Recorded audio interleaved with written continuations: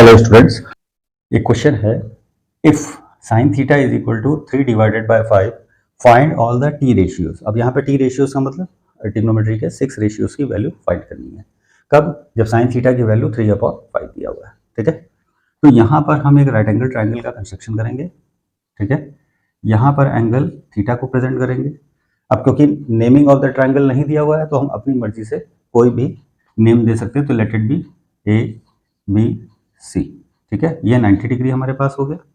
अब देखिए sine theta is equal to 3 divided by sine theta होता है हमारे पास परपेंडिकुलर अपॉन हाइपोटेन्यूज।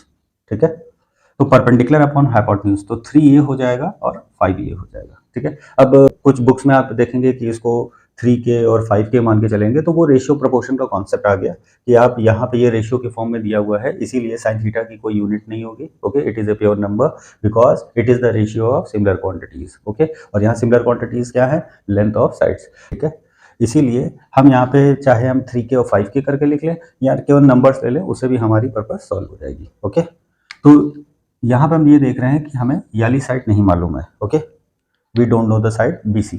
ठीक है, और ये हम जानते हैं कि राइट एंगल ट्राइंगल में एक हमारा सबसे कॉमन रिलेशनशिप है जो हमारे मैथमेटिशियन पाइथागोरस के द्वारा दिया गया था और the great Indian mathematician Baudhayana के द्वारा ये पाइथागोरस थ्योरम दिया गया था। ठीक है, और इसको इसीलिए बौद्धायन प्रमेय भी कहते हैं। और ठीक है, और ये सूत्र क्या हो जाएगा कि सबसे पहले हम हाइपोटेन्यूज का स्क्वायर लिखेंगे, दैट इज हाइपोटेन्यूज का स्क्वायर इज इक्वल टू फिर बाद में रिमेनिंग टू साइड्स के स्क्वायर का सम, तो that is perpendicular square plus base square. तो अब आप यहाँ नोट करें हाइपोटेन्यूज हमारा क्या है? AC स्क्वायर, और परपेंडिकुलर हमारा क्या है? AB स्क्वायर प्लस यहाँ पे तीसरी साइड है हमारे पास BC स्क्वायर। ठीक है, कि अगर ABC के नेमिंग है तो हमने ABC के रेस्पेक्ट में पाइथागोरस थ्योरम मेंशन किया।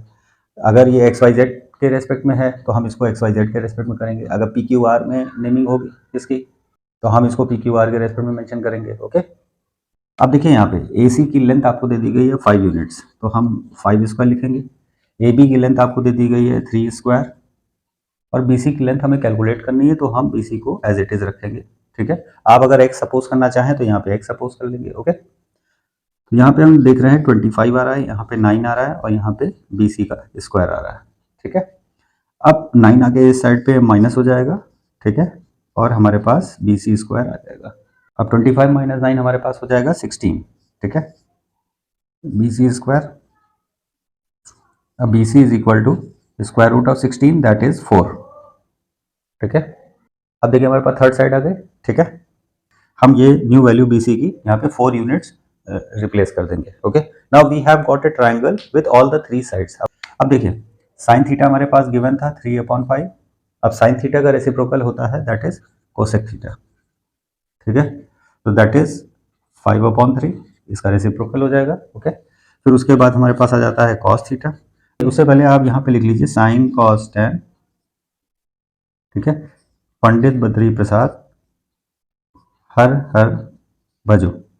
ठीक है, ये हमारे पास आ गया, ये कोसेक हो गया, ये आपका सेक हो गया, ये आपका कॉट हो गया।